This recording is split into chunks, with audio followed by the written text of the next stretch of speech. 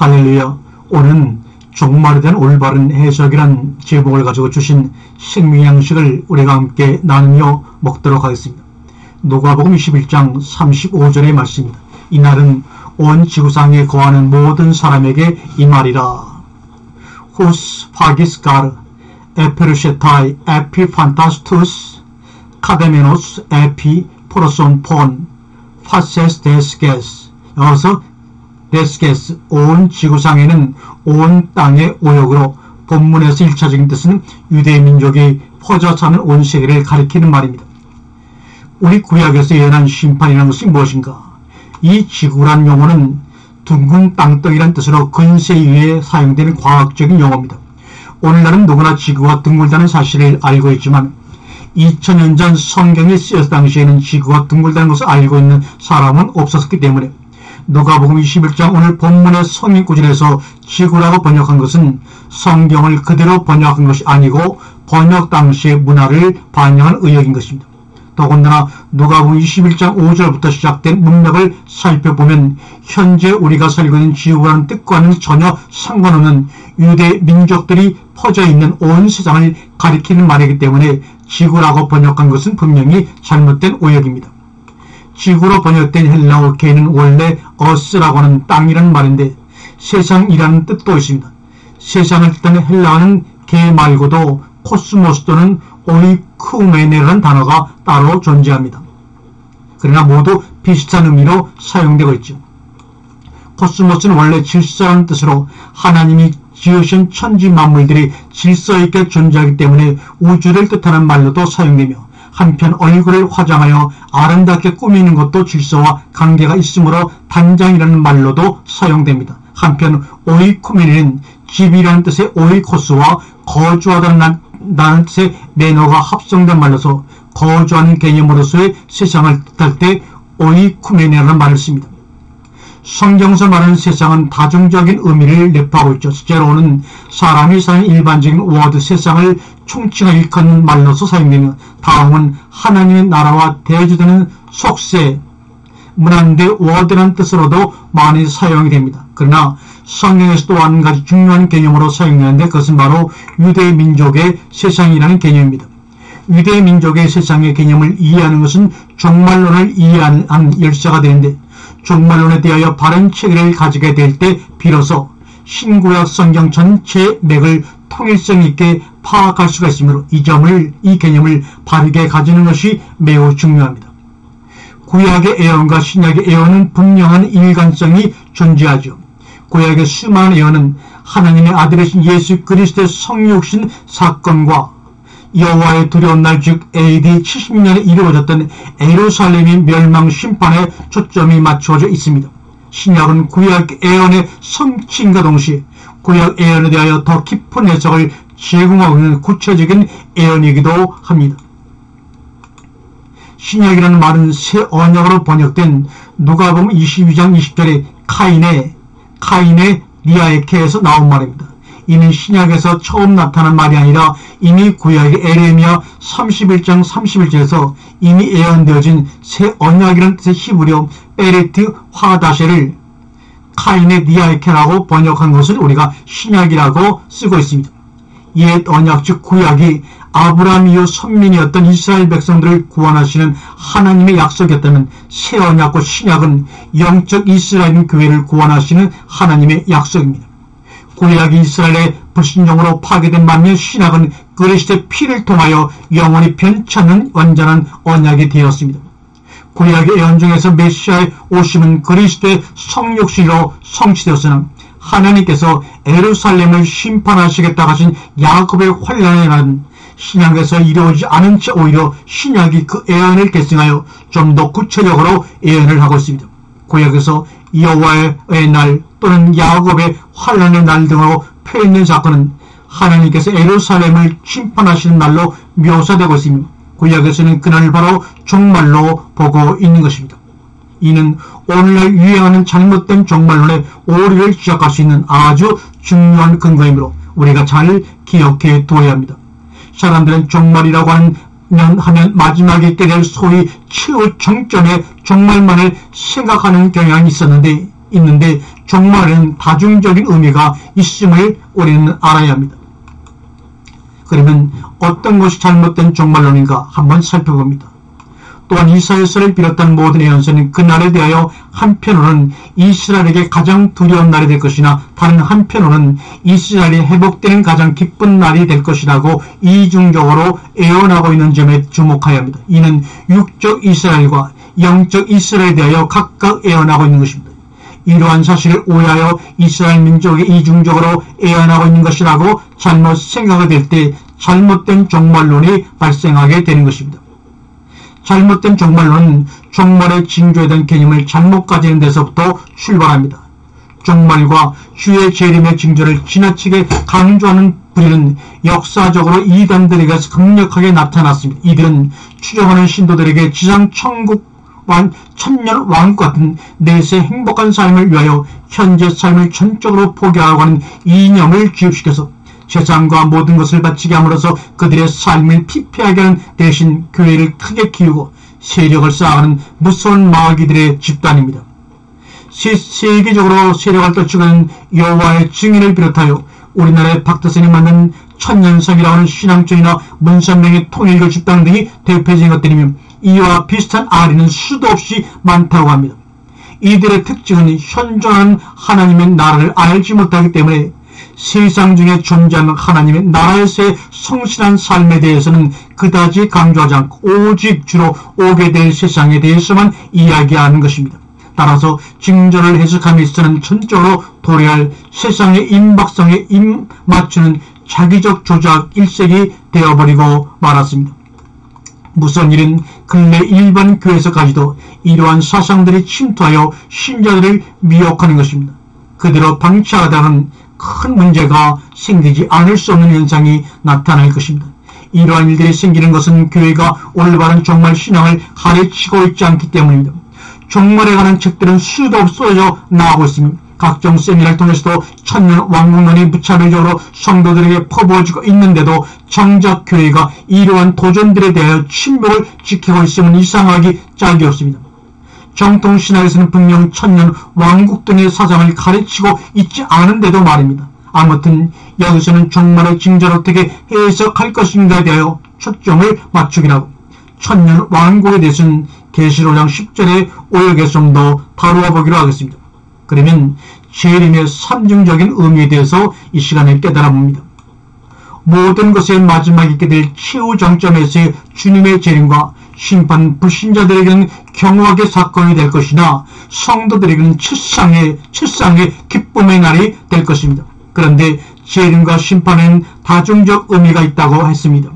최후의 정점의 재림과 심판이 아닌 또 다른 재림과 심판의 의미가 있다는 말입니다. 먼저 재림의 뜻부터 우리가 한번 알아봅니다.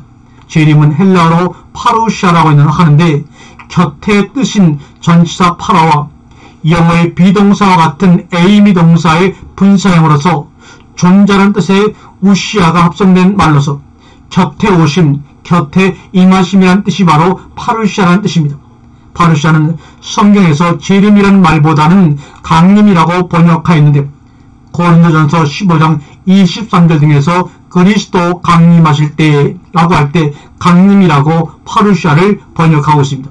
한편 성경에서 재림에 대해 표현하고 있는 것은 히브리서 9장 28절에 구원에 이르게 하기 위하여 저와 상관없이 자기를 바르는 자들에게 두 번째 나타나시리라는 말씀과 요한복음 14장 3절에서 주님이 가서 우리를 위하여 처소를 예비하신 후 다시 오셔서 우리를 영접하여 주님이 있는 곳에 우리도 있게 하신다는 말씀에 나타납니다. 즉 재림은 두 번째 오심이라고 하거나 다시 오심이라고 할 수가 있으며 원뜻의 강림으로 생각해도 되는 것입니다. 이 파루시아에는 삼중적인 의미가 포함되어 있는 단어입니다. 첫 번째는 오순절에 임한 사역적 성령의 강림 사건을 시작으로 성도들의 마음에 오시는 생명의 보혜사 주님의 임하심입니다. 이 보혜사는 주님께서 우리를 고아처럼 버리지 않고 곧 다시 오신다고 하신 약속 요한복음 14장 18절 19절대로 우리의 마음의 성령으로 다시 오시는 것을 말하고 베드로 사도가 요순절 성령 강림의 역사에 대해서는 구약에서 예언한 성령 강림의 성취라고 가르쳐 주었습니다. 그리고 요한복음의 보혜사 성령이 내주는 새 언약의 성취인 것입니다. 다음은 본장에 따른 이슈인 주님의 영적인 강림입니다. 이는 선민이었던 이스라엘의 불순종으로 인하여 이스라엘 더 이상 하나님의 백성이 되지 못하고 대신에 영적 이스라엘인 교회가 확고하게 세워지는 계기가 되는 심판의 날입니다. 이는 AD 70년 예루살렘 성전이 해파됨과 동시에 이스라엘이 완전히 멸망하고 말았던 사건을 가리키는데, 이에 대해서는 잠시 뒤에 살펴보기로 하겠습니다. 재림의 마지막 의미는 최후의 정점의 심판을 위한 재림으로서 이것이 바로 모든 사람들이 알고 있는 종말의 재림입니다. 이는 믿든지 믿지 않든지 간에 모든 자가 생명의 부활과 심판의 부활로 주님 앞에 나와 심판받는 것을 말합니다. 아무튼 주님의 재림은 성도가 가장 소망하여야 할 것 중에 하나이므로 교회가 시작된 이후 모든 시대에 사는 자들은 주님의 재림을 간절히 소망하여 왔습니다. 그러나 우리가 항상 주의할 것은 주님의 재림과 어떤 징조를 무리하게 결부시키는 행위들입니다. 주님의 임하심은 징조를 전혀 알 수 없을 때 이루어지는 것이 어떤 징조로 있다면 누구나 대비할 수 있을 것이 아닙니까? 따라서 마태복음 24장과 누가복음 21장에서 징조에 대해 말씀하고 있는 것은 별도의 의미가 있음을 먼저 알아두시기를 바랍니다. 그렇다면 주님의 파루시아의 목적은 무엇인가? 파루시아의 목적은 두 가지로 나타나는데, 의인에 대해서는 구원의 완성을 이루어 주시며 악인에 대해서는 영원한 형벌이 결정되는 순간입니다. 이는 곧 심판, 영원한 분리를 뜻하는 것입니다. 그래서 데살로니가후서 1장 7절과 8절엔 환난받는 너희에게는 우리와 함께 안식으로 갚으시는 것이 하나님의 공이시니 주 예수께서 저의 능력의 천사들과 함께 하늘로부터 불꽃 중에 나타나실 때 하나님을 모르는 자들과 우리 주 예수의 복음을 복종치 않는 자들에게 형벌을 주시리니 라고 함으로써 의인에게는 안식을 주시고 악인에게는 형벌을 주신다고 하는 심판이 묘사되어 있습니다. 그렇다면 심판의 종류와 목적은 무엇인가? 우리가 심판이라고 하는 히브리어는 미시파트라고 하며 재판, 판결, 심판, 법도의 뜻이 있습니다. 미시파트는 잘잘못을 따져서 판단한다는 뜻입니다. 한편 헬라어로는 크리시스라고 하는데, 이것은 구별하다라는 동사 크리노에서 파생된 명사라서 선과 악을 구분하고 의인과 악인을 나눈다는 뜻이 담겨져 있는 단어입니다. 심판은 다시 광야의 심판과 좁은 의미의 협의의 심판으로 구분되는데, 광야의 심판은 위에서 말한 대로 의인과 악인을 구분하여 각인의 행위에 따라 영생과 영벌로 갚으신다는 것이며, 좁은 의미의 협의로는 불신자에 대한 정죄의 심판을 뜻하는 것입니다. 성도가 심판을 받지 않는다고 오해할 수 있는 요한복음 5장 24절의 심판에 이르지 아니하는 말씀은 바로 협의의 심판은 정죄 심판을 가리키는 말씀입니다. 로마 14장 10절과 고린도후서 15장 10절의 말씀은 누구나 그리스도의 심판대 앞에 서게 된다고 가르치고 있습니다. 히브리서 9장 27절에서도 한 번 죽는 것은 사람에게 정하신 것이요 그 외에는 심판이 있으리니 라고 하여서 사람은 누구나 한 번은 심판을 받는 것이 진리라는 사실을 알 수가 있습니다. 한편 심판도 재림과 마찬가지로 다중적인 의미가 있다고 하였는데, 신구약 성경에는 두 가지 종류의 심판을 말씀하고 있습니다. 하나는 구약에서 끊임없이 예언되었던 여호와의 두려운 날이라고 불리는 이스라엘 멸망 심판으로서 AD 70년 로마의 티투스 군단에 의한 예루살렘 성전의 완전 파멸로서 이루어졌습니다. 이는 육적 이스라엘 대회는 심판이었지만 동시에 교회가 확고한 기반을 가지는 계기가 때문으로서 영적 이스라엘의 회복으로도 볼 수가 있습니다. 다음은 모든 자의 탄회적인 심판을 위하여 주님이 임하실 때 이루어지는 최후의 심판입니다. 즉 지구상에 존재하던 모든 자가 신앙과 불신앙에 대하여 심판받고 영생과 영벌의 최종 결정이 이루어지는 심판입니다. 이때는 산자를 보내서 낙원과 웅배에 있던 죽었던 자들이 각각 생명의 부활과 심판의 부활로 부활하여 심판을 받기 위해 나오게 되는데, 낙원과 웅배에 대해서는 전도서 3장 21절의 오역에서 이미 여러분과 말씀을 나눴습니다. 이는 교부들의 정통적인 견해이며 칼빈 등의 종교 계획가들이 가지고 있는 공통적 견해이기도 합니다. 혹자들이 말하는 여러 번의 심판은 그들의 주장처럼 심판이 여러 번 부활해서 이루어지는 것이 아니라 심판의 성격을 다양하게 묘사한 것일 뿐입니다. 그렇다면 하나님의 심판의 목적은 무엇인가? 하나님께서 그리스도를 통하여 심판하시게 하시는 목적은 하나님의 공의를 드러내시기 위함입니다. 즉 무조건 구원하시고 무조건 처벌하시는 것이 아니라 신불신자를 막론하고 선악간의 한 일에 대하여 자기 입으로 직고하게 하실 뿐만 아니라 생명전과 다른 책에 쓰여있는 것처럼 구체적으로 확인시키셔서 아무도 항변하지 못하게 하신 후에 비로소 영생과 지옥불못의 형벌에 처하시는 것이 바로 심판인 것입니다. 심판주는 우리 주 예수 그리스도이신데 이는 성부 하나님께서 아들에게 모든 심판권을 주신 것입니다. 주님은 요한복음 9장 39절에서 심판을 하러 오셨다고 하셨으며 누가복음 12장 49절에서도 불을 던지러 왔다고 말씀하셨습니다. 주님이 성육신하신 목적은 물론 세상의 구원이지만 세상의 심판도 그 목적에 포함이 되는 것입니다. 마지막으로 종말의 성경적 해석을 해보도록 하겠습니다. 마태복음 24장입니다. 이제 흔히 주님의 최후 재림의 징조로 알고 있는 마태복음 24장이 과연 종말 재림을 가르치신 것인지 아니면 다른 뜻이 있는 것인지를 살펴볼 때가 되었습니다. 마태복음 24장은 성전의 아름다움에 감탄한 제자들이 주님께 성경 공부를 가리키는 말로서 시작이 됩니다. 이때 주님께서는 자신들의 생각에 동조해주길 기대했던 제자들에게 충격적인 예언의 말씀을 이전해 하십니다. 즉 너희들은 지금 이 성전이 아름답다고 감탄하고 있을지 모르지만 이 성전은 돌 하나도 돌 위에 남지 않고 다 무너뜨리려 위한 것입니다.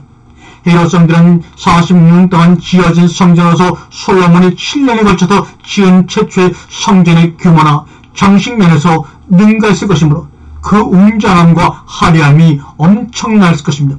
그러한 성전이 하루아침에 철저하게 무너지는 말씀인데 그 이유는 무엇 때문입니까?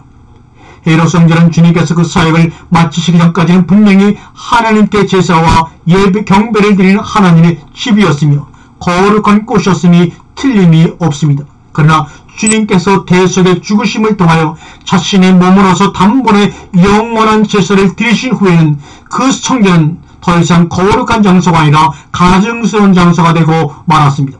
왜냐하면 주님의 영원한 제사 후에는 동물의 희생제사가 다시는 필요 없게 되었음에도 불구하고 주 예수 그리스도를 자신들의 메시아로 인정치 않은 그리스 유대인들은 헤롯 성전에서 계속 동물의 희생제사를 드렸기 때문입니다.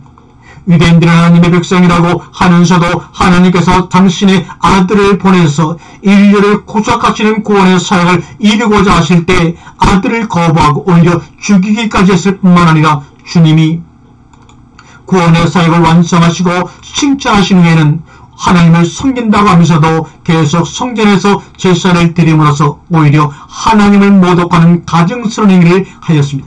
이는 온 세상에 전파되어야 할 하나님의 뜻을 마음으로써 결국은 복음의 장임을 받게 되지 못하고 있었던 것입니다. 이로 인해 예루살렘 성전은 구약의 모든 예언의 말씀대로 AD 70년에 완전히 해파되는 하나님의 심판을 받게 된 것입니다. 주님의 예언을 들은 제자들은 언제 이런 일이 성전이 해파됨이 일어나겠으며 주님의 강림과 파르시아와 세상 끝에 무슨 징조가 있을 것인지를 3절에 주님께 묻습니다. 이 제자들의 질문을 우리가 분석해 보면 구약에서 예언되어진 이스라엘에 대한 심판의 개념에는 심판과 종말과 주님의 강림하심의 요소가 복합적으로 함께하고 있다는 사실을 알 수가 있지요. 즉 이스라엘 멸망 심판이 곧 마지막 때이며 주님께서는 그때 다시 오실 것이라는 생각들을 하고 있다는 말입니다. 다시 말해 마태복음 24장에서 주님이 말씀하신 종말의 징조들은 곧 AD 70년에 있게 될 이스라엘 멸망 심판의 징조라는 뜻이 되는 것입니다. 물론 예언에는 다중적 의미가 있기 때문에 마태복음 24장의 징조가 세상의 종말을 뜻하는 예언적 요소가 전혀 없다고 할 수는 없지만 1차적으로는 이스라엘의 멸망 전에 나타날 징조라는 것입니다. 이에 대하여 차례로 살펴보도록 하겠습니다. 4절, 5절에서 거짓 그리스도에 대하여 말씀하신 예언은 사도 요한이 요한일서를 기록한 시점인 AD 70년이 임박한 시점에서 이루어졌습니다.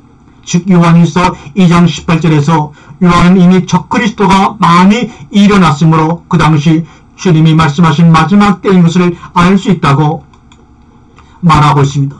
그리고 6절 10절에 대하여 기독교 역사학자 요세푸스는 당시의 상황을 전승대로 기록하고 있는데 이스라엘의 멸망 직전에 로마의 정복 전쟁들이 끊이지 않았고 도처에는 기근과 지진이 계속 발생하였기 때문에 본태에 거라는 유대인뿐만 아니라 각지에 흩어져 있던 디아스포라 유대인들도 격심한 고통을 당했다고 기록하고 있습니다. 11절과 13절은 4절, 5절의 말씀을 반복하신 것으로 볼 수 있어 별 해석이 필요치 않으나 이 천국 복음이 모든 민족에게 증거되기 위하여 온 세상에 전파되리니 그제야 끝이 오리라고 하신 말씀 14절의 말씀은 오해할 경우 많은 논란이 있을 수가 있는 말씀입니다. 혹자들은 이 말씀 오늘날 선교에 대입하여 온 세상에 기독교가 전파되었다고 하지만 지구 전체로 볼 때는 아직도 복음이 전파되지 않은 오지가 있으므로 다른 징조들은 다 나타났지만 이 예언이 아직 이루어지지 않아서 주님이 아직 오시지 않는 것이며 만일 지구 전역에 빠짐없이 복음이 전파되면 그때야 비로소 주님이 재림하실 것이라는 생각을 하는 경향이 많은 것 같습니다. 그러나 이는 징조를 억지로 해석하려는 편견과 함께 모든 민족과 온 세상의 의미를 모르기 때문에 나온 해석 발상입니다. 모든 민족으로 할 때 민족은 헬라어로 에드노스입니다. 이는 이방 민족과 유대 민족 모두에게 사용되는 말인데 여기서는 유대 민족을 뜻하는 것입니다. 또한 온 세상은 유대 민족의 세상을 말하는 것이라고 앞에서 말씀을 드렸습니다.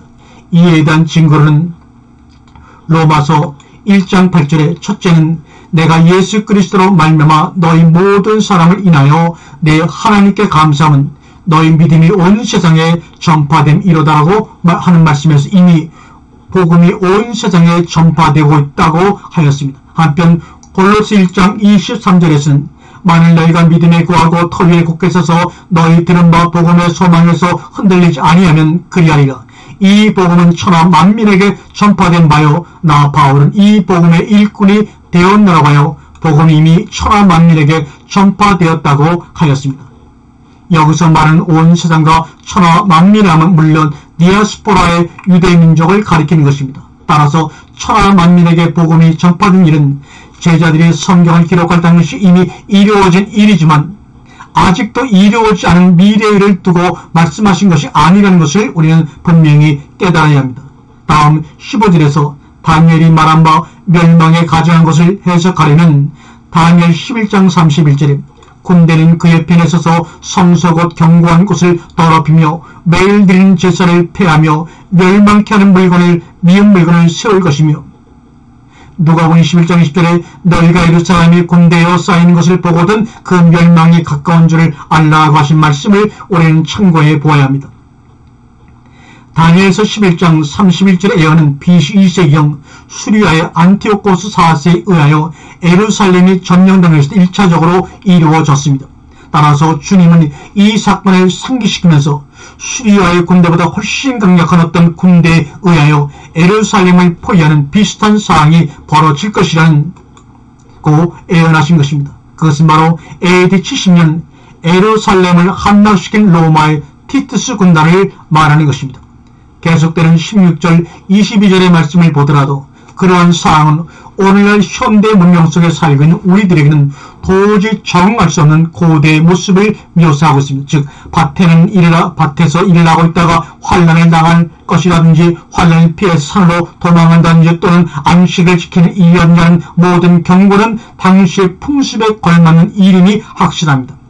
현대 문명이 완전히 파괴되지 않고서야 그러한 일이 오늘 사는 우리들에게 닥칠 수 있으리라고는 생각할 수가 없기 때문입니다. 더군다나 16절에서 산으로 피하라고 하는 경고의 말씀을 깊이 새기고 있던 당시의 기독교 유대인들은 로마의 공격 직전에 모두 펠라라고 하는 산세가 험한 지역으로 피신하여 몰살을 면할 수가 있었는데 이야말로 교회를 구원하셔서 모든 이방의 복음을 전파하게 하시는 하나님 아버지 각별하신 배려가 아니라고 할 수가 없습니다.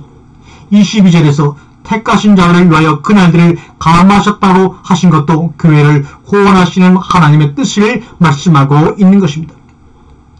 23절과 28절은 다적 그리스도와 거짓 선자들에 대하여 경고하고 있습니다. 여기서 유의할 말씀은 27절에 번개가 동편에서 나서 서편까지 번쩍이같이 인자의 임함도 그러하리라는 말씀인데, 주님의 강림은 부분적이거나 지역적으로 국한해서 이루어지지 않고 일시에 완전하게 이루어질 것이라는 뜻이죠. 이 말은 또한 보혜사 성령의 강림하심은 빛으로 임하시되 번개처럼 각 사람의 심령에 임할 것을 말하고 있는 것입니다. 아멘.